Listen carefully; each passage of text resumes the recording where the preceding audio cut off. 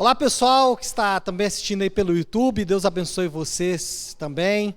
Vamos iniciar hoje uma nova exposição, vamos expor a carta de Paulo aos Efésios. E eu queria pedir que você abrisse a sua Bíblia em Efésios, no capítulo de número 3, nós vamos ler a partir do verso de número 14. Carta de Paulo aos Efésios, capítulo, já ia falar Paulo 3, 14. Efésios 3, 14, na verdade, eu vou ler esse texto, mas vou fazer algo que não costumo fazer, que é abandonar o texto. Porque, na verdade, esse texto é o texto-chave de toda a carta de Paulo aos Efésios.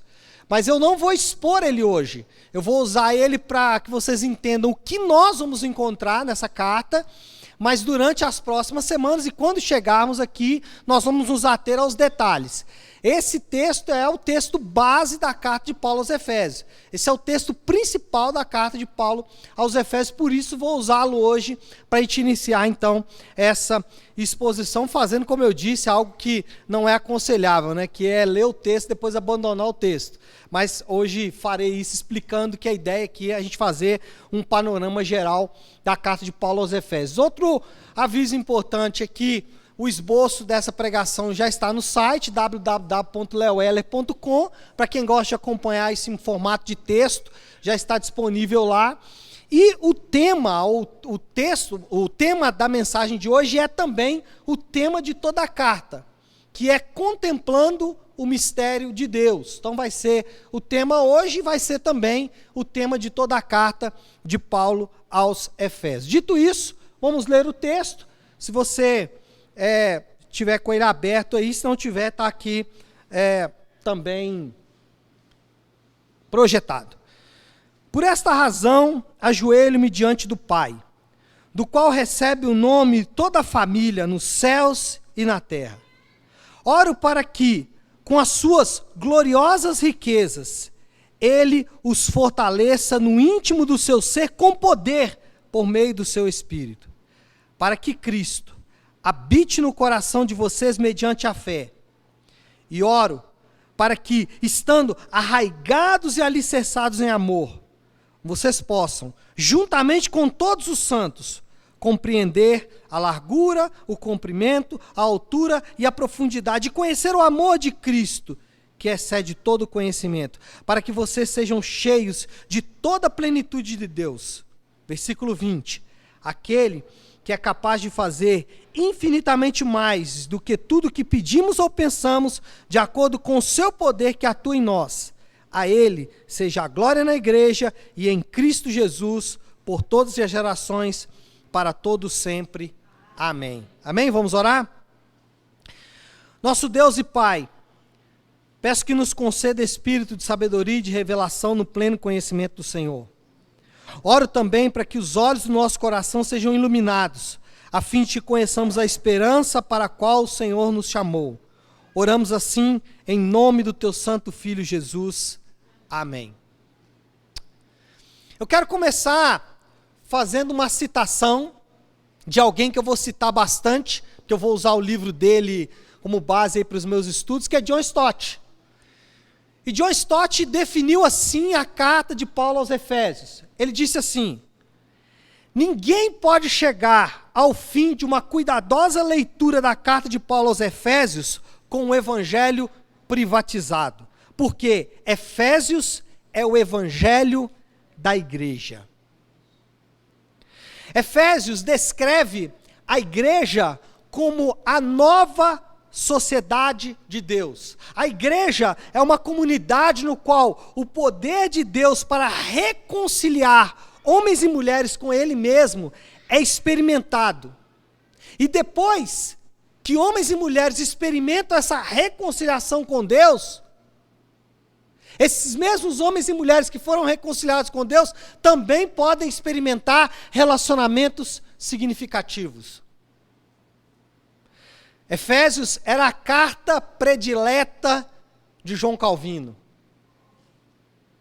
John Mackay, ex-presidente do Seminário Teológico Princeton, referiu-se a Efésios como a mais madura e a mais relevante para o nosso tempo de todas as obras de Paulo. Nesse momento surge a pergunta: o que vamos encontrar em Efésios? Será que Efésios se resume à armadura de Deus? Será que Efésios se resume ao ensino sobre batalha espiritual? O que vamos encontrar em Efésios? O que essa carta tem em especial? E principalmente, por que nós, como igreja, vamos estudá-la? E aqui eu gostaria de fazer um comentário rápido. Eu estava bem tendencioso, depois de expor 1 Timóteo, em me aventurar por um grande livro do Antigo Testamento. Gostaria muito de expor talvez Gênesis ou Êxodo, estava muito animado talvez para Êxodo.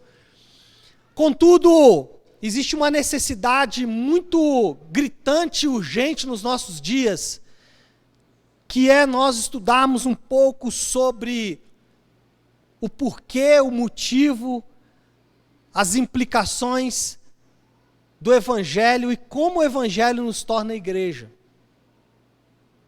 Por isso, a escolha de Efésios. Então, o que vamos encontrar quando estudarmos a carta de Paulo aos Efésios? E essa frase você vai me ouvir dizendo bastante. Efésios ensina aos crentes as gloriosas implicações de ser igreja de Cristo. Efésios vai ensinar que o Evangelho que nos alcançou, Efésios vai nos ensinar que a graça de Deus que nos alcançou, essa mesma graça nos torna igreja. Ele vai ensinar que o fato de que fomos alcançados por essa graça de Deus, por esse grande Evangelho de Deus, esse mesmo Evangelho de Deus nos torna igreja, e essas gloriosas implicações precisam se tornar parte da nossa vida e da nossa realidade. Lamentavelmente, atualmente ouvimos expressões e às vezes até fazemos eco a essas expressões, como por exemplo, eu não preciso de igreja, eu posso adorar na minha casa. Ou então, não fala que a igreja não é importante, mas relega a igreja a segundo plano, terceiro plano, quarto plano, ou como costumo dizer, a igreja é aquele quartinho empoeirado que você visita uma vez por semana. Efésios nos apresenta a igreja, ou Paulo apresenta a igreja como o mistério de Deus que estava oculto. E a igreja é a maneira de Deus revelar a sua multiforme sabedoria.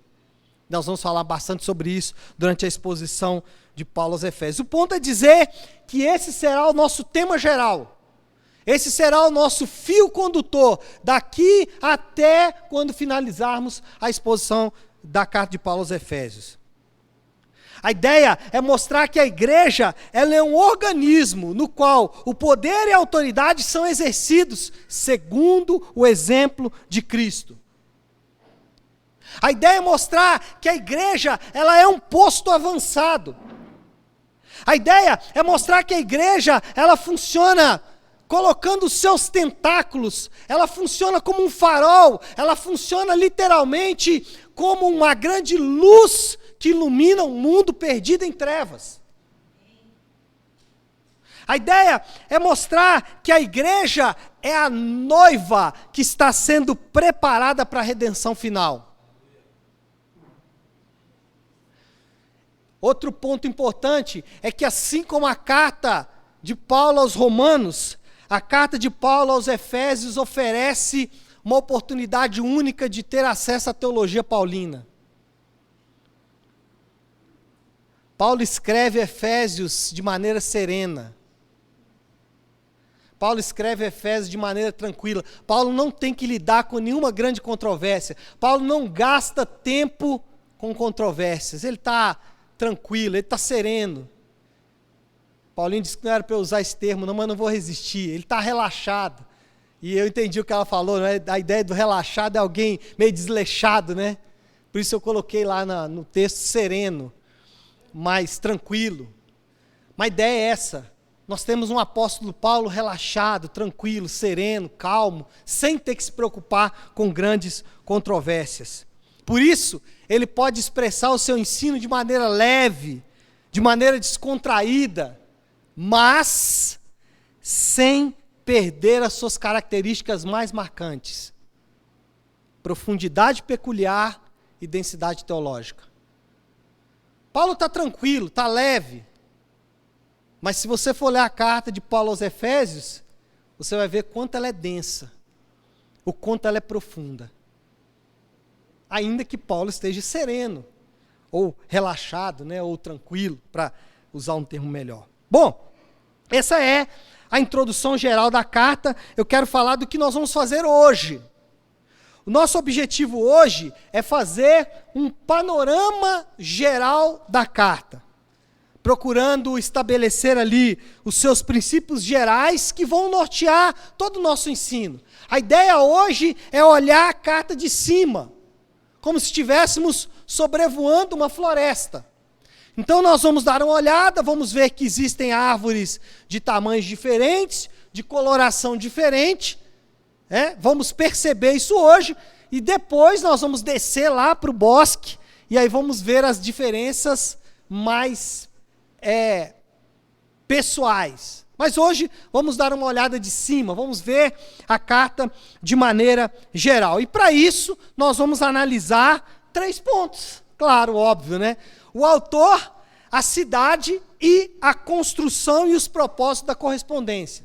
Então vamos trabalhar qual era a cidade, qual era o contexto da cidade, como Paulo estava naquele momento da sua vida, do seu ministério, e também vamos falar dos propósitos da carta, como ela foi construída, de que maneira Paulo construiu essa carta. Então, vamos falar de 3 pontos: uma grande cidade, o apóstolo preso e a visão geral e as principais ênfases da carta de Paulo aos Efésios. Vamos começar então falando da cidade de Éfeso. Éfeso era a capital da província da Ásia Menor. Então, aqui, para os irmãos que estão aqui no canto, talvez não vão conseguir ver direito, mas você pode depois pesquisar naqueles mapas que tem no final das Bíblias. Mas a cidade de Éfeso está aqui. 2 pontos importantes sobre essa localização. Primeiro, que Éfeso está bem no centro do império. O império praticamente começa aqui, onde está Roma. Aqui nós temos a Grécia. E aqui nós temos a Palestina. Aqui, por exemplo, está Jerusalém. E Éfeso está exatamente nessa área. E aqui é a Ásia Menor. E é interessante, por que esse território é conhecido como Ásia Menor? Eu não sabia disso. É porque o desenho do território é parecido com o continente asiático. Por isso que é a Ásia Menor. Então o desenho aqui, é muito parecido com o desenho do próprio continente. Então por isso é chamado de Ásia Menor. Aqui, só para vocês terem uma ideia, essa região aqui foi habitada, pastoreada por 2 grandes presbíteros. O Timóteo, que foi enviado pelo próprio apóstolo Paulo, e também João. As 7 cartas do Apocalipse são enviadas para 7 igrejas da Ásia Menor. Inclusive a 3ª ou a 4ª carta, agora não me recordo, mas acho que a 3ª, é a carta do anjo à igreja de Éfeso. Essa igreja que está aqui exatamente nesse lugar.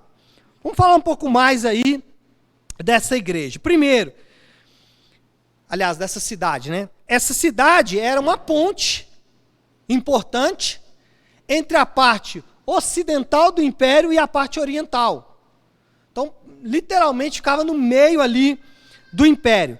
Estava entre as 5 maiores cidades do império no século I. Entre as 5 maiores cidades. Então, se estivéssemos aí falando de alguma cidade dos dias de hoje, Éfeso é comparada com Nova York, ou Tóquio, Londres, Paris, São Paulo, Cidade do México, as grandes cidades aí do mundo. Éfeso era uma dessas grandes cidades. Paulo teve nessa cidade um importante ministério, inclusive está relatado lá em Atos 19, em detalhes, depois você pode ler. Por causa da sua longa permanência ali, Paulo ficou entre 2 e 3 anos nessa cidade. Foi talvez o lugar que ele ficou mais tempo, além dos lugares onde ele ficou preso, óbvio, Mas como ministro, foi uma das cidades que ele mais ficou. Por causa da sua localização e por Paulo ter ficado ali tanto tempo, essa cidade acabou se tornando o centro para a evangelização da parte ocidental do império. Se nós tínhamos na parte oriental Jerusalém como centro da evangelização, na parte ocidental Éfeso era o centro dessa mesma evangelização.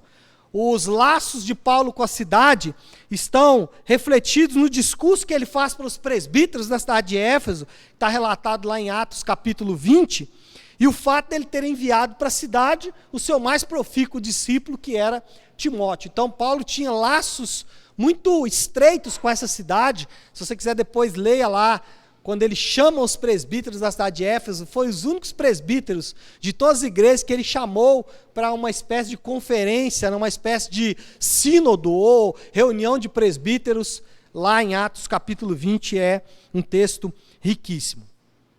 Falando um pouquinho sobre o estado espiritual da cidade, a cidade era conhecida pela idolatria à deusa Artemis, é uma deusa grega, a sua representante dos romanos era Diana. Então, era uma das marcas da cidade aí, representar a adoração a essa deusa. Para você ter uma ideia, havia um monumento na cidade a essa deusa, que foi considerado uma das 7 maravilhas do mundo antigo. O templo dessa deusa era construído todo em mármore branco, inclusive a estrada que conduzia para o templo. Então, para você ir para o templo, você caminhava em mármore branco. Não sei quanto que está o metro quadrado do mármore branco hoje, mas não deve estar muito barato, não. Uma inscrição encontrada na cidade, escavações arqueológicas encontraram uma inscrição dizendo que a cidade era a alimentadora da deusa. A cidade alimentava a deusa. E, por sua vez, era dito que Artemis tinha feito de Éfeso a mais gloriosa de todas as cidades. Havia uma relação de troca muito clara entre os moradores da cidade, que alimentavam a deusa, e a deusa que tornou a cidade a mais gloriosa de todas as cidades do Império Romano. E aí, a gente começa a perceber, né, a ironia do apóstolo Paulo. Eu disse que ele estava sossegado, ele estava relaxado.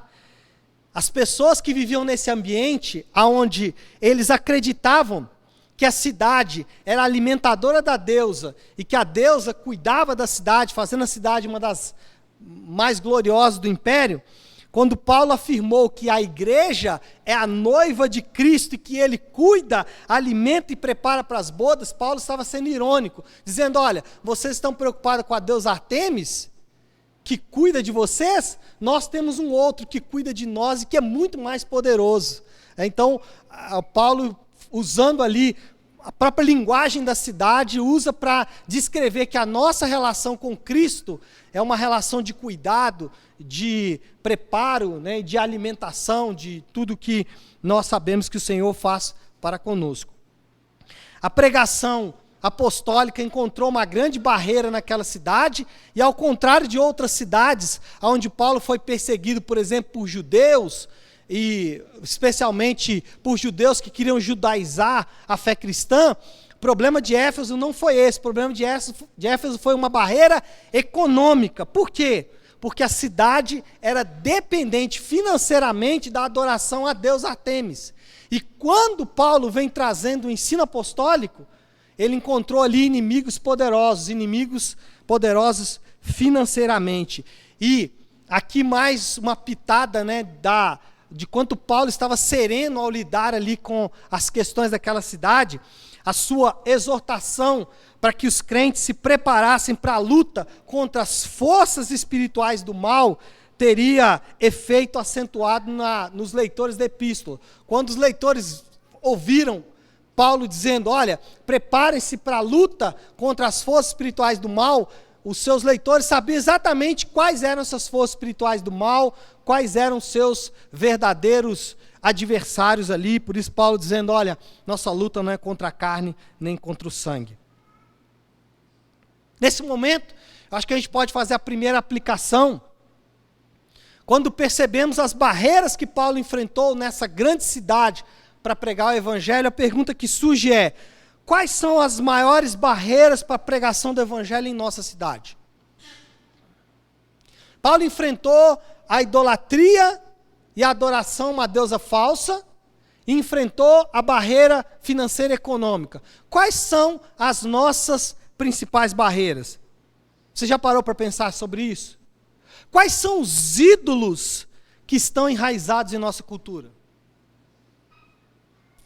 Ou será que a cidade de Éfeso era a única, exclusiva, que Belo Horizonte, São Paulo, Passos, que é uma cidade que eu gosto bastante, Varginha, estou lembrando de algumas cidades que eu conheço aí, qualquer outra cidade que conhecemos, será que as barreiras que Paulo enfrentou eram só para aquele tempo, ou será que nós também não temos que enfrentar as nossas próprias barreiras culturais?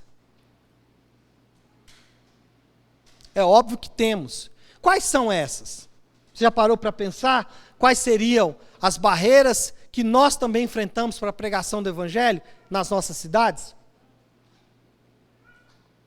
De modo geral, as cidades brasileiras têm dois inimigos da pregação: o secularismo e o nominalismo. Já falei sobre eles aqui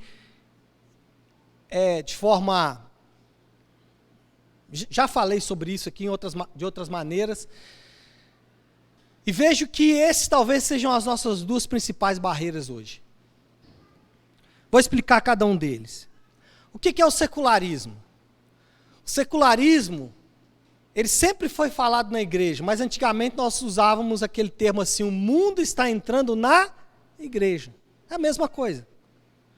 Secularismo é a tendência de tornar a fé palatável à cultura.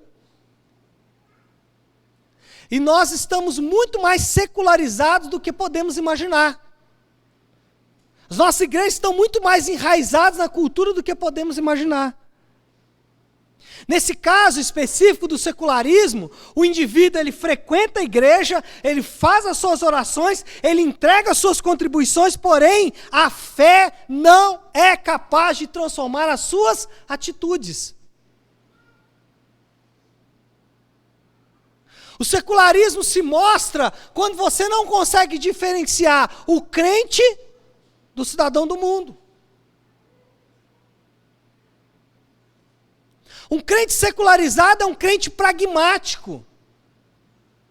O que é um crente pragmático? Ele fala o seguinte: se está dando certo, é para ser feito assim.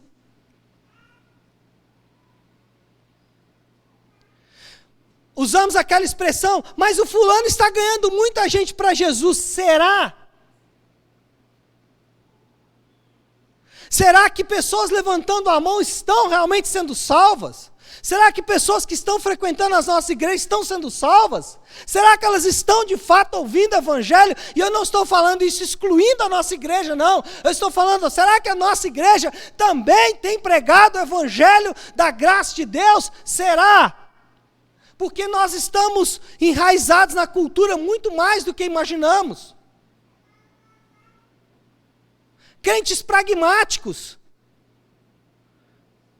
Crentes que analisam a sua vida não mais pelo parâmetro da palavra de Deus, mas pelos resultados que as suas ações produzem. Essa semana publiquei no grupo do diretório de membros uma postagem de um indivíduo que eu gosto bastante, falei isso, vejo o que ele posta, e muitas coisas até gosto bastante, mas ele mostrando uma mente secular, ele dizendo: olha, nós temos que fazer isso aqui porque, veja bem, vivemos nessa sociedade. Não, irmãos, nós temos a palavra de Deus e não devemos abandoná-la de maneira nenhuma.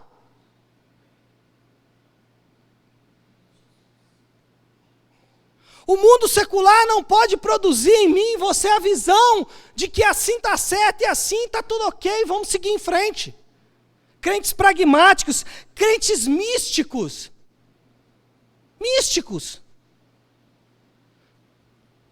Que, preste atenção, eu não sou contra você ter experiência com Deus, isso é fantástico. Mas o quanto essas experiências são capazes de transformar o seu caráter e as suas atitudes. Ah, eu vi um anjo azul, eu vi um anjo cor-de-rosa, eu vi não sei o quê, uma espada flamejante, ok, e aí?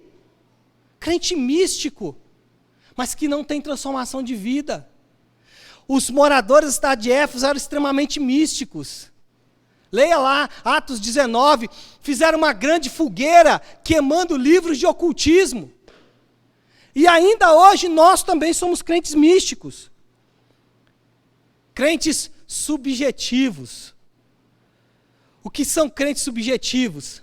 É aqueles que não encontram a verdade da palavra de Deus, mas em subjetividades. Exemplo, né? As 5 pedras de Davi. Qual a importância disso? Nenhuma. Para não ir muito longe, o próprio texto que lemos agora há pouco, Deus é poderoso para fazer infinitamente mais do que pedimos ou pensamos. Ele já pensa na casa e no carro e nas grandes bênçãos de Deus, sem se lembrar que o apóstolo está falando de uma realidade muito mais profunda, que é chamado do mistério de Deus em Efésios capítulo 3.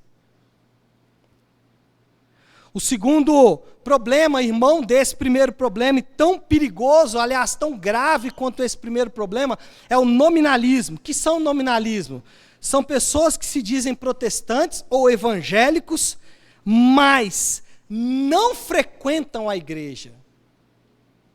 Ou frequentam a igreja sem transformar a comunidade da fé em relevante em sua vida. Que é o crente nominal? É o crente que a pessoa fala, eu sou protestante, eu sou evangélico, mas ele não vai à igreja. Isso é mais comum do que vocês imaginam. Isso é mais comum do que vocês imaginam. Você pode, às vezes, perguntar para o seu vizinho, qual é a sua religião? Eu sou crente. É mesmo? Qual foi a última vez que você foi na igreja? Deve ter uns 3 anos. Gente, vocês estão rindo, mas isso é muito comum. A pastora Flávia tem essa experiência, chega me contando às vezes, amor, eu fui com o motorista do Uber, com a mulher que eu encontrei não sei aonde, a atendente da loja, ela disse para mim que era crente, que era da igreja XYZ, mas que tinha 2, 3, 4, 5 anos que ela não ia à igreja. Até no seminário. Eu sou seminarista, eu estou aqui no seminário, mas qual é a sua igreja? 2, 3 anos você não vai à igreja. Como que você prega para um indivíduo desse? Como que você prega para ele? Ele já é crente. Como que você prega para um indivíduo secularizado? Uma mente secular.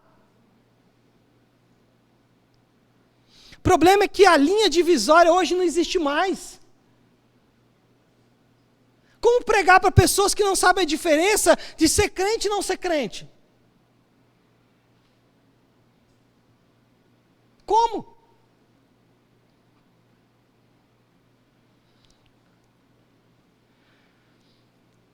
Tim Keller diz que a cidade, com suas idiosincrasias, é uma lupa do nosso coração. Tim Keller diz que se você quiser encontrar o seu coração, basta olhar para a cidade que você reside. Irmãos, temos que empreender uma batalha, literalmente, em nível espiritual, contra os inimigos da pregação na nossa cidade. Temos que empreender uma guerra, de fato, em nível espiritual, contra os inimigos da pregação em nossa cidade. Porque se não houver pregação do Evangelho, não há conversão genuína. Os eleitos, eles são chamados através da pregação do Evangelho da graça de Deus. Vamos falar sobre isso mais durante a nossa exposição. Segundo ponto aí, o apóstolo preso. Eu confesso que eu procurei várias imagens, Davi me deu algumas boas sugestões, né? Mas não deu tempo de mudar, então ficou essa imagem do filme, né? Boa. Nós temos, né, o filme, quem não viu, né, o filme do apóstolo Paulo, né? Acho que é Paulo o Apóstolo, né, o filme, Paulo Apóstolo. E é bem interessante porque o filme é romantizado numa experiência de Paulo com um centurião romano, né, um oficial romano, que é esse indivíduo aqui, né, que agora eu realmente também não me lembro do nome dele. Mas o que o filme nos apresenta é que Paulo está preso e esse cara aqui é o homem que tem que cuidar dele na prisão. Mas quando você vai vendo o filme, você vai perceber que esse cara aqui está preso e esse cara aqui está livre. Tem uma cena, né, que nos emociona, que Paulo diz que a vida é como oceano, né? Água do oceano, você tenta pegá-la na sua mão, ela escorre entre os seus dedos. E essa é a impressão que um homem sem Deus realmente tem da vida, né? Para nós é diferente. E aí essa é uma cena muito legal, Paulo está conversando com ele ali, uma espécie de jardim e tudo mais. Vamos falar do apóstolo. Efésios é uma das cartas de Paulo que foi escrita durante a sua prisão domiciliar em Roma, dos anos 60 a 62. Paulo está preso. Uma prisão que era uma prisão relaxada, uma prisão... como é que chama a prisão? É domiciliar. Essa mesma, essa bicha aí. Exatamente. Mas os temas da carta de Paulo aos Efésios, a linguagem, o estilo, é comum em outras cartas paulinas. Nós vamos ver com abundância termos que Paulo usa em Coríntios, termos que Paulo usa em Romanos, em Filipenses, em Colossenses, estão presentes aqui em Éfeso. Porém, Efésios tem uma característica interessante.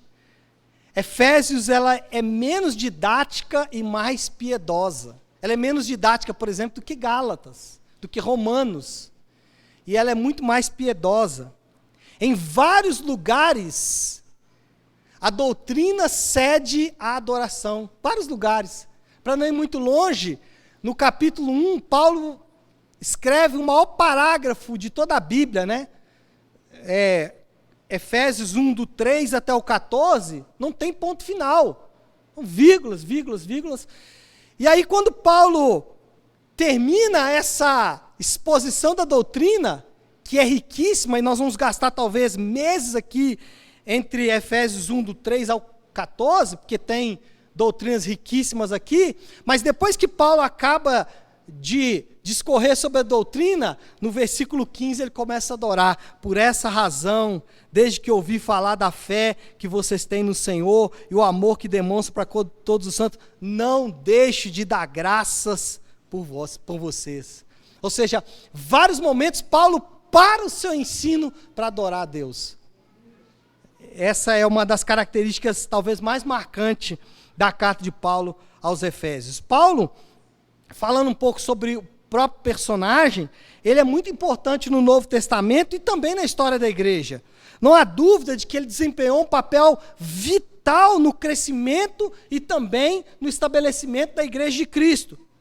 Paulo foi importante na interpretação e na aplicação da doutrina da graça em Jesus. Foi o principal sistematizador, foi o principal construtor da doutrina da graça. Se temos a doutrina da graça hoje muito clara para todos nós, devemos, obviamente, ao apóstolo Paulo, e o apóstolo Paulo é, obviamente, inspirado pelo Espírito Santo. Então, Paulo foi importantíssimo para a igreja, o maior missionário que a igreja já viu, o maior pregador que a igreja já viu, o maior teólogo sistemático, o maior teólogo bíblico, doutrinário que a igreja teve, um dos maiores pastores que a igreja teve, um dos maiores apóstolos e tudo mais. Viveu 70 anos e morreu decapitado.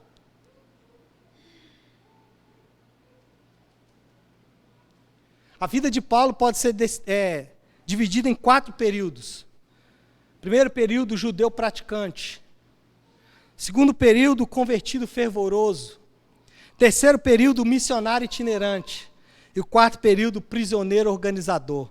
Paulo não perdeu tempo na sua vida. Paulo não gastou sua vida com frivolidades, futilidades. Não, Paulo foi intenso em todo o tempo, gastou sua vida toda servindo ao Senhor. Viveu 70 anos bem vividos nessa terra. Obviamente, Paulo está com o Senhor aguardando a ressurreição do seu corpo para viver eternamente para a glória de Deus.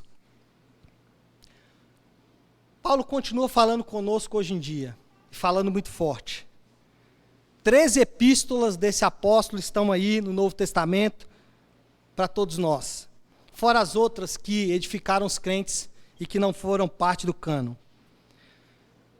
Paulo escreveu quase 1/4 do Novo Testamento, o que é considerável. E se você considerar Atos, do 13 ao 28, 16 capítulos de Atos que foram dedicados ao apóstolo Paulo, esse 1/4 vai subir para 1/3.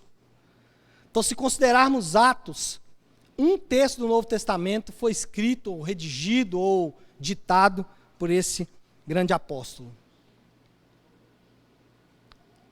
A vida e o ministério de Paulo é conhecido pela maioria dos crentes. O que eu estou falando aqui talvez você já conheça. O que eu disse aqui talvez você já ouviu, já viu o filme e tudo mais. As lutas de Paulo, suas prisões, suas tribulações são notórias para todos nós. Todos nós conhecemos. Diante do testemunho do apóstolo, diante desse testemunho tão poderoso do apóstolo Paulo, de tudo que eu acabei de dizer, das suas lutas, das suas prisões, da maneira como ele morreu, de como ele estava meses antes da sua morte, talvez já um pouco deprimido, cansado, triste. Segundo Timóteo, é uma das cartas mais tristes da Bíblia.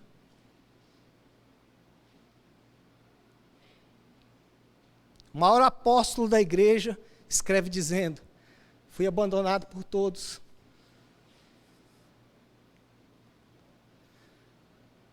Assim terminou a vida desse homem. Mas o testemunho apostólico dele, suas lutas, suas dificuldades, diante desse testemunho surge a pergunta: o que nos impede de sermos aplicados como Paulo?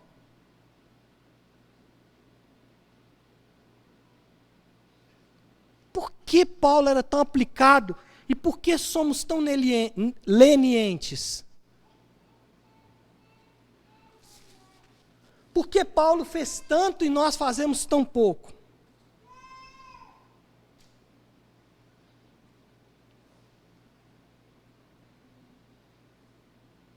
Ah, pastor, eu conheço muita gente que faz muita coisa. Ok, mas e você e eu? O que nós fazemos? Qual a nossa relação com a pregação? Qual a nossa relação com a igreja? Com a palavra de Deus, com a oração? Que a vida, o testemunho do apóstolo Paulo nos lembre que dá para fazer um pouco mais. Terceiro ponto, visão geral e principais ênfases da carta. O que nos chama a atenção é o fato de Paulo ter estado por quase 3 anos nessa cidade. Falei ali entre 2 e 3 anos. E sua carta não fazer qualquer menção pessoal. Paulo ficou quase 3 anos na cidade de Éfeso. Ele encerra sua carta sem mandar um abraço para o fulano, orar pelo ciclano. Paulo não faz isso. Por quê? Porque, na verdade, essa carta é uma carta circular. É uma carta que é direcionada para a igreja em Éfeso, mas também era direcionada para a igreja em Jerusalém, para a igreja em Corinto, para a igreja em Filipos, para a igreja em Roma, para a igreja em Nova York, para a igreja em Paris, para a igreja em Belo Horizonte. Ou seja, uma carta que num primeiro momento é enviada à igreja em Éfeso e que num segundo momento deveria ser copiada e lida nas demais igrejas da Ásia Menor. Seu propósito da carta de Paulo aos Efésios é o que nós vamos encontrar em toda a carta. Já falei, inclusive, na nossa introdução. É resumir toda a doutrina cristã. O propósito é esse, fazer um resumo da doutrina, especialmente o grande propósito da Trindade em reunir todas as coisas debaixo do senhorio de Cristo. O propósito da carta de Paulo aos Efésios é fazer um resumão da doutrina cristã, mais especial, dá ênfase ao propósito da Trindade de reunir um povo só seu. Por isso que começamos hoje com o Salmo 100. E se você tiver aí com a sua liturgia na mão, para você não precisar abrir, você vai ver que o Salmo 100, no versículo de número 3, diz assim: reconheçam que o Senhor é o nosso Deus, Ele nos fez, somos dele, somos o seu povo e rebanho do seu pastoreio. Esse é o propósito de Efésios, destacar essa realidade, chamar atenção para essa realidade, a realidade de que Deus em Jesus reuniu um povo que é um povo somente dele. Mas não só isso, ensinar os crentes a maravilha e as implicações práticas de ser igreja de Cristo. Ok, Deus reúne um povo, faz a igreja. O que isso redunda em bênção para nós? Parece uma pergunta até meio egoísta, né? Mas essa, na verdade, é a ideia de Paulo. É dizer, olha, o Senhor Jesus reuniu um povo. O que significa para esse povo ser reunido como igreja de Cristo?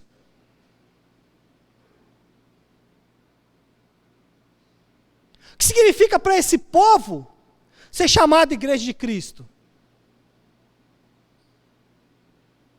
As verdades fundamentais na carta de Paulo aos Efésios e as implicações evidentes na carta de Paulo do que significa ser reunido como povo de Deus, as implicações do que significa ser chamado povo de Deus, ou como o salmista diz, ovelhas do seu pastoreio.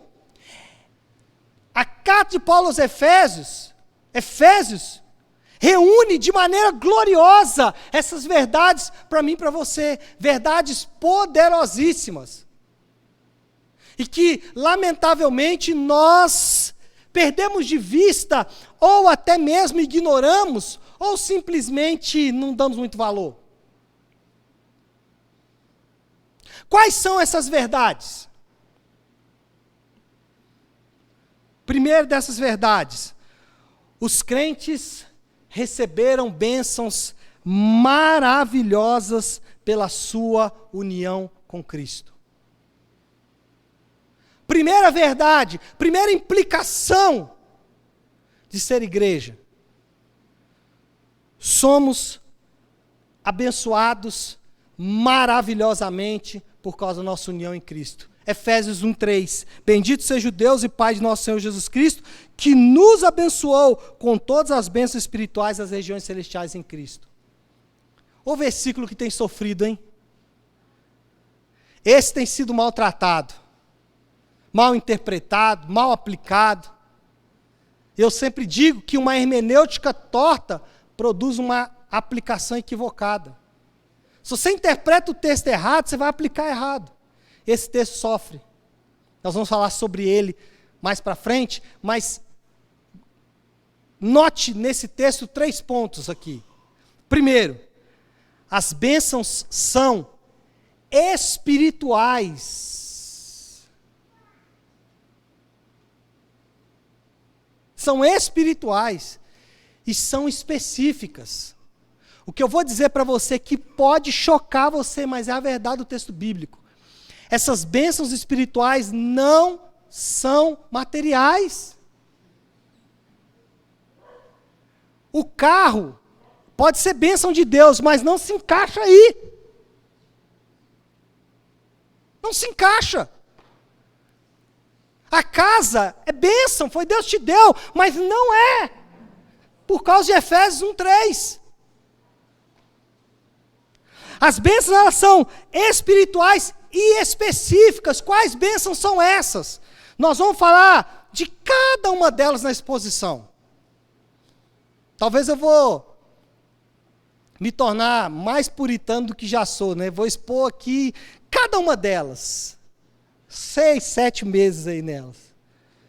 Então aqui, Paulo não para, o texto continua, ele diz, versículo 4, Versículo 3, bendito Deus nos abençoou com toda a sorte de bens espirituais nas regiões celestiais. Aí ele fala, porque Deus nos escolheu, eleição, nele, antes da criação do mundo, para sermos santos e irrepreensíveis em sua presença. Versículo 5, em amor nos predestinou, predestinação é uma das bênçãos. E aí ele vai seguindo, para sermos adotados como filho, adoção, outra bênção, por meio de Jesus Cristo, conforme o bom propósito da sua vontade, para o louvor da sua gloriosa graça de Deus, a qual nos deu gratuitamente no amado. Neles temos a redenção, por meio do seu sangue, o perdão dos pecados, e aí ele vai seguindo. Isso é bênçãos espirituais. Pastor, isso não é emocionante, não é mesmo não emociona, mas isso é poderoso. Essa é a verdade de que Deus nos tirou do império das trevas e nos levou, nos conduziu para o reino do Filho do seu amor. Talvez não seja tão emocionante como os pregadores por aí fazem, mas é muito poderoso. Ele nos abençoou com toda sorte de bênçãos espirituais. Elas são específicas. Segundo ponto aí, nas regiões celestiais. Por que Paulo colocou esse adendo? Porque não é natural. Você não gera essas bênçãos. Você não produz essas bênçãos. Você não precisa orar por elas, você não precisa buscar elas, o buscador da bênção perdida, não, para com isso, não precisa ir para o monte, não precisa ir para Jerusalém, não fazer nada. Essas bênçãos foram nos dadas gratuitamente no amado. São espirituais. Terceiro ponto aí, e esse é o mais importante. São para os que estão em Cristo. Não é para todos. Essa é uma verdade dolorosa da Bíblia. Não é para todos. Nem todos serão abençoados com essas bênçãos. Segunda verdade espiritual. Os crentes foram levados da morte para a vida com Cristo. Aliás, a segunda verdade fundamental de Efésios com relação às implicações de sermos igreja de Cristo. Qual é a implicação de ser igreja? A igreja é a reunião dos vivos. A igreja é o chamado dos que estavam mortos e que foram ressuscitados pelo grande amor de Cristo. Olha aí, o versículo 4 de Efésios 2, todavia Deus, quem? Deus, que é rico em misericórdia, pelo grande amor com que nos amou, deu-nos vida com Cristo, quando ainda estávamos mortos em transgressões, pela graça vocês são salvos. Dois aspectos importantes aqui. Primeiro, a morte espiritual é a condição de toda pessoa sem Cristo. Vou repetir. Aqueles que não estão em Cristo estão mortos espiritualmente. E não sou eu que estou dizendo isso.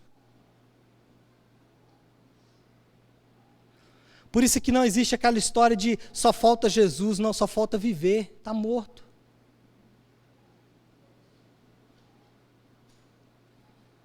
Você percebe que o que Deus fez com você, comigo, quando nos reuniu como igreja, não foi simplesmente nos dar uma maneira confortável de viver.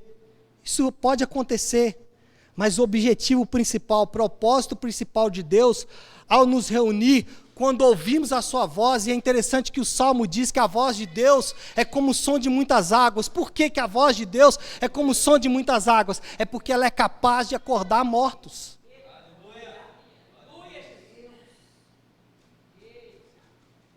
que nos tirou do túmulo que foi construído em Gênesis, capítulo 3, pelos nossos pais, Adão e Eva, não foi a nossa boa vontade, não foi a nossa dedicação, não foi a nossa leitura bíblica, a oração ou a pregação de alguém. O que nos tirou do túmulo que os nossos pais construíram e que nós fomos colocados lá, foi a doce voz do Senhor dizendo: vem para fora. E quando ouvimos essa voz, tudo mudou. Primeiro, a morte espiritual é a condição de toda pessoa sem Cristo. Segunda realidade desse texto é que o problema essencial de todos os homens é que eles estão mortos. Talvez você não entendeu isso bem, eu vou explicar rapidamente. O problema do Brasil não é o Lula, nem os 50 milhões de pessoas que votaram no Lula. O problema do Brasil não é o Bolsonaro, nem os 50 milhões de pessoas que votaram no Bolsonaro. O problema do Brasil não é violência. O problema do Brasil não é pobreza, não é desigualdade social. O seu problema não é de cunho psicológico, emocional. O problema meu não é essencialmente financeiro. Nosso inimigo chama-se pecado. E é óbvio que o pecado redunda em outras doenças, como essas que acabei de dizer. Como essas, inclusive a doença política. Inclusive a doença política. A doença principal redunda nessas doenças que eu falei. Aqui está a diferença. A igreja verdadeira não trata do problema, trata do problema essencial. E como que tratamos do problema essencial? Como que tratamos do problema do pecado? Arrependimento. Não adianta você falar que o seu problema é A, B ou C. O problema é que você precisa arrepender dos seus pecados, reconhecer os seus pecados, deixá-los para trás. E aí sim você vai encontrar cura. Às vezes essas implicações aqui serão tão fortes que você, uma vez tratado o problema aqui, você vai precisar tratar aqui. Eu gosto muito, falando do Dr. Ismael Sobrinho, falei agora há pouco, que ele diz o seguinte: algum crente que precisa usar óculos, deixa de usar óculos? Não, usa óculos. Então, se você tem um problema de cunho emocional, às vezes você vai precisar de um tratamento. Mas isso aqui não pode ser excluído disso aqui.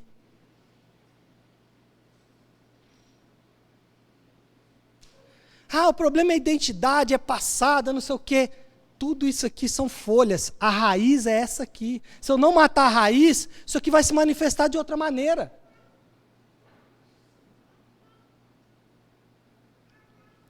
Vai manifestar de outra maneira.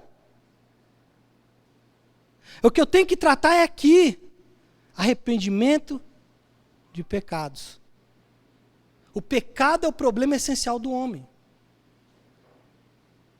Por isso que o pecado é tão mal visto. Se falar em pecado, as pessoas já ficam preocupadas. Não fala muito sobre esse assunto pecado, isso é muito chato. Por quê? Porque o melhor sempre é esconder a verdade. Para não ir muito longe, o que uma criança faz quando ela comete um erro? Ela chega de joelhos arrependida. Pai, me perdoa, o que ela faz? Ela tenta esconder. Síndrome de Adão desde o Éden. Não, o problema não é pecado, o problema é desigualdade social. Não, irmão, o problema é pecado. E aí eu poderia citar N assuntos aqui, estou citando esses exemplos, mas são vários. Por isso que o problema do Brasil não se resolve com um novo presidente, nem com educação, nem com escola, nem com hospital. Por isso que o problema dos Estados Unidos, da Europa, da África, da Ásia, tem gente que é o solucionador de problemas. Não, vão levar comida para a África. Irmãos, vão comer tudo e daqui a um mês eles estão com fome de novo. Que o problema essencial do homem é pecado. Quarto, a igreja é composta de judeus e gentios unidos juntamente com Cristo. Efésios 3:5. esse mistério não foi dado a conhecer aos homens de outras gerações, mas agora foi revelado pelo Espírito aos santos apóstolos e profetas de Deus, significando que, mediante o Evangelho, os gentios são co-herdeiros com Israel, membros do mesmo corpo e coparticipante da promessa em Cristo Jesus. Primeiro, a igreja é o grande cumprimento das promessas do Antigo Testamento de um povo unido permanentemente com Deus. Quantas promessas que a gente vê no Antigo Testamento? Vamos ler Isaías agora, vocês vão ver quantas promessas de Deus unindo todas as nações, de Deus chamando todas as nações a Jerusalém, de Deus convocando as nações a Ele. Essa grande promessa do Antigo Testamento se cumpre na igreja. A igreja é o cumprimento da promessa de Deus de unir nele todas as nações. Segundo ponto, a igreja é o maior programa de inclusão da história da humanidade. Volto a dizer, a igreja é o maior programa de inclusão da história da humanidade. Alguns programas querem incluir os pobres, mas excluem os ricos. Alguns programas incluem o trabalhador, mas excluem o empresário. Por quê? Pecado. A igreja é o único que diz, não há rico, nem pobre, nem branco, nem negro, nem judeu, nem grego, não há, todos são pecadores, carecem da glória de Deus e precisam da graça salvadora de Jesus Cristo.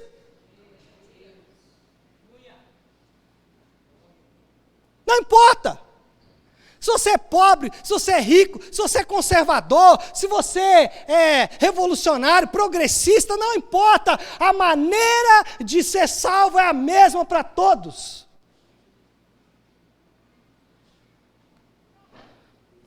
O maior assinte para alguns crentes é quando eles chegarem no céu e encontrar alguém do partido que ele achou que nunca estaria lá. Você! Vermelhinho aqui! Você verde e amarelo aqui? Pois é. Por que você está aqui? Não sei. Aquele homem sangrando na cruz disse que eu podia entrar. A igreja é o maior programa de inclusão da história da humanidade. Outra verdade, a igreja é o mistério de Deus que estava oculto aos homens. Lembra que o tema da exposição é contemplando o mistério de Deus. Eu usei mistério para mexer com os crentes mais pentecostal, né?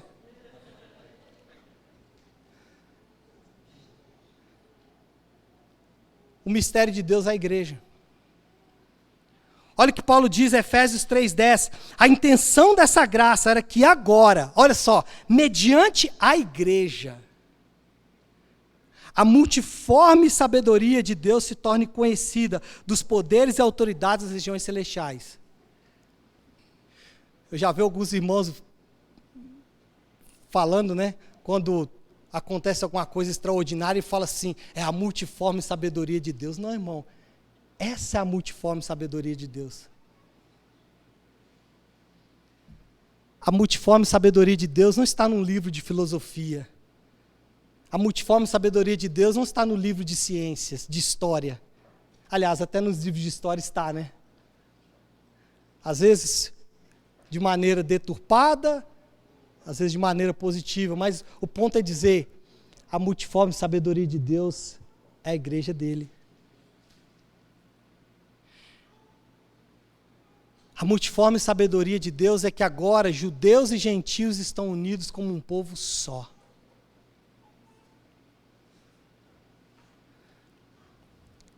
A multiforme sabedoria de Deus,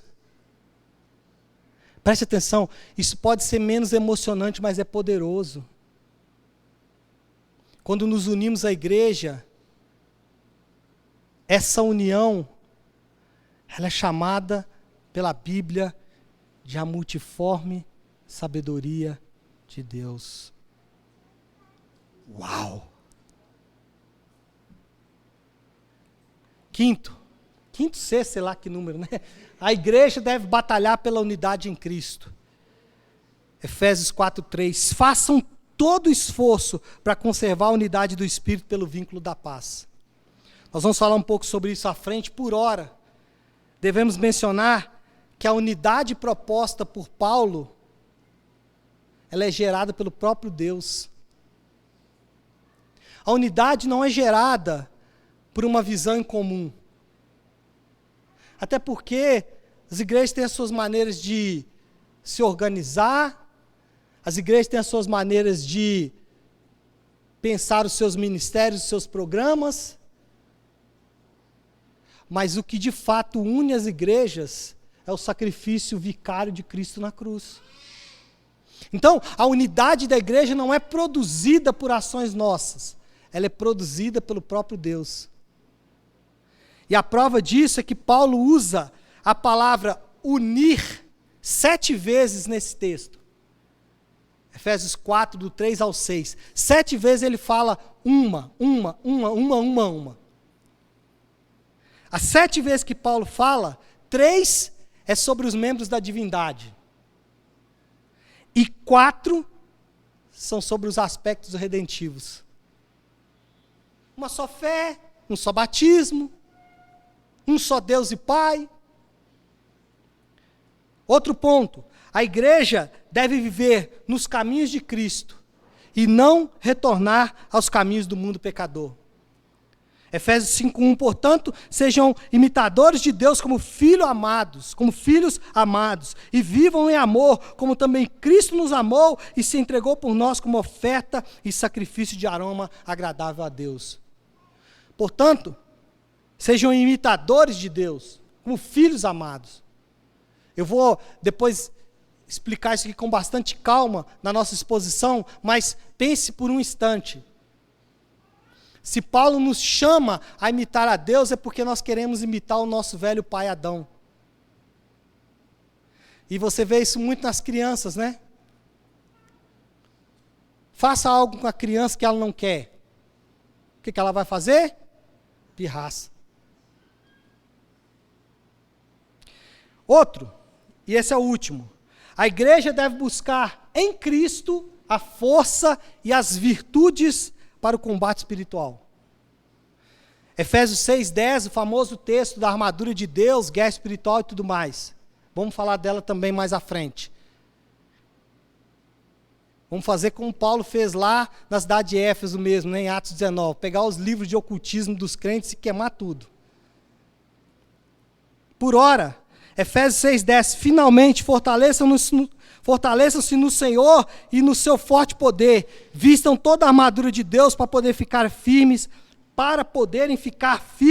contra as ciladas do diabo. 2 pontos aqui. Primeiro, Satanás é o nosso adversário. Segundo, não vencemos Satanás com guerra espiritual, mas sim com virtude. Ou não é verdade que é a couraça da justiça? Não adianta orar e ser injusto, irmão. Ou não é verdade que é o cinto da verdade? Não adianta orar contra o diabo e ser mentiroso. É o que Paulo está dizendo. Paulo está dizendo, sabe como que os crentes vão vencer Satanás? Não é dando 7 voltas, levando óleo ungido e tudo mais, não. Vocês vão vencer Satanás quando vocês forem crentes de fato. Eu, você, nós. Nossa batalha é vencida com virtude.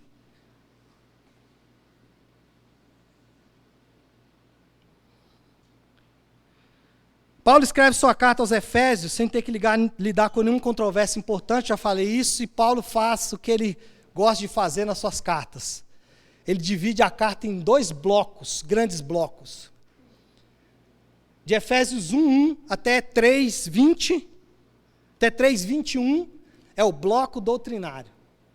Então se prepara, os próximos meses aí, não sei quantos, vai ser doutrina.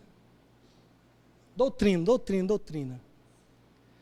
E depois do 4:1 até o 6:23, prática. Prática, aplicação. Para não ir muito longe, quero só ler o texto que me chamou muita atenção essa semana. Paulo fala assim: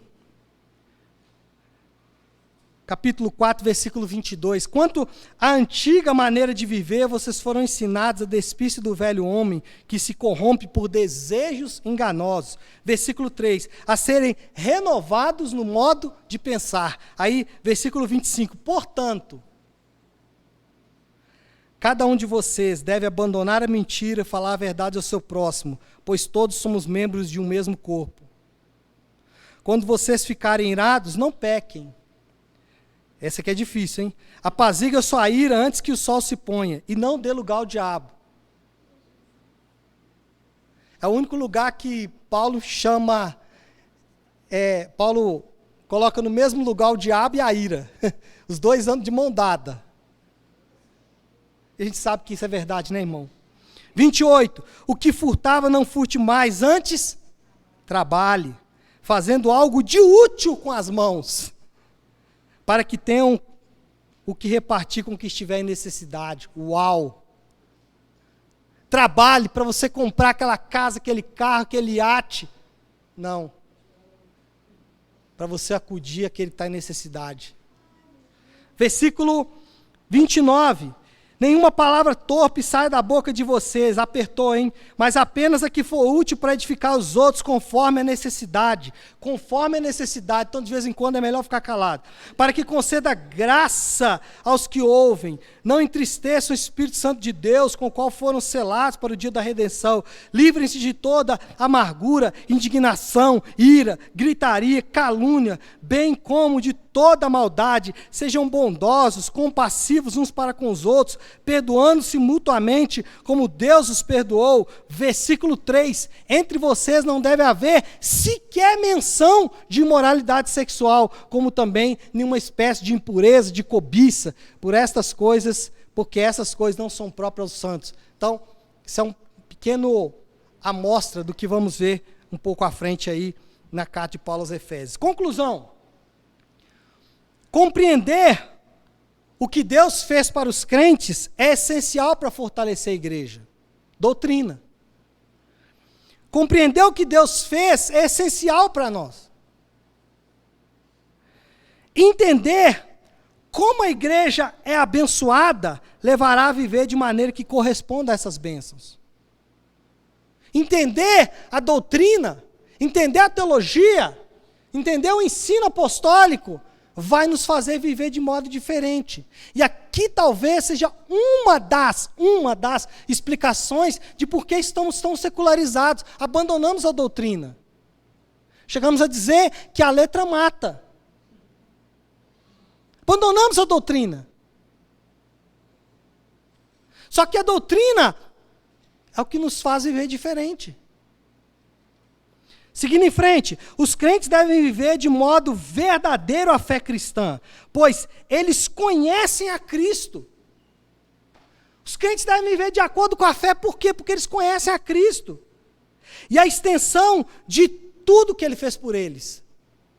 Os crentes sabem o que Deus fez por eles, então eles têm que viver de maneira diferente. Dessa forma, podemos resumir a carta de Paulo aos Efésios. Olhando de cima, você vai ver um outdoor, lá embaixo. E nesse outdoor está escrito: os crentes devem viver de modo verdadeiro a fé cristã, pois eles conhecem a Cristo e a extensão de tudo que Ele fez por eles. Está escrito lá no outdoor. E agora nós vamos descer para esse bosque e vamos conhecer o que Cristo fez por nós, toda a extensão do que Ele fez por nós e o que Ele propõe, a maneira como Ele propõe que nós devemos viver. Amém? Bom, no início aqui da prédica, nós perguntamos, o que vamos encontrar em Efésios? E aí dissemos que Efésios ensina aos crentes as gloriosas implicações de ser igreja de Cristo.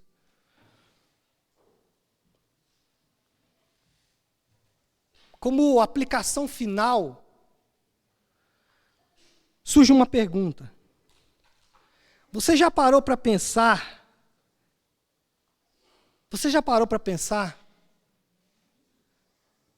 que você faz parte de algo que Deus idealizou desde os tempos eternos?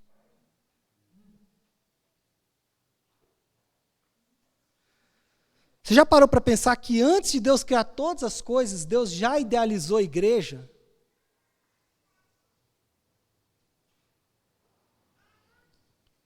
Você não faz parte de um partido político, de uma grande corporação financeira, você não faz parte de uma grande nação, você não faz parte dos países mais ricos do mundo, você não mora na das cidades mais sofisticadas do mundo. Talvez você não bebe vinho com os homens mais ricos da terra. Talvez você não vai passear nos iates mais confortáveis. Talvez a sua conta bancária nunca será tão recheada como você gostaria. Talvez a sua vida nunca vai ter a segurança que você buscou, ou talvez sim. Ou talvez você, quem sabe, daqui a poucos anos você vai estar nessa condição que acabei de dizer. Quem sabe daqui a alguns anos você vai estar passando férias em Bora Bora. Quem sabe? Quem sabe você vai poder passar férias, não sei, em algum lugar que você idealiza, ou viver em uma grande cidade do mundo. Mas nunca se esqueça que isso não é importante. O que é importante é que você faz parte de algo que Deus idealizou desde os tempos eternos. Paulo chama disso de um mistério que estava oculto e que foi revelado.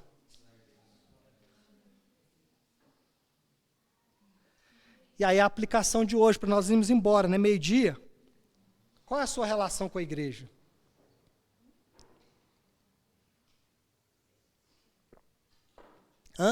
Qual é a sua qual é a sua relação?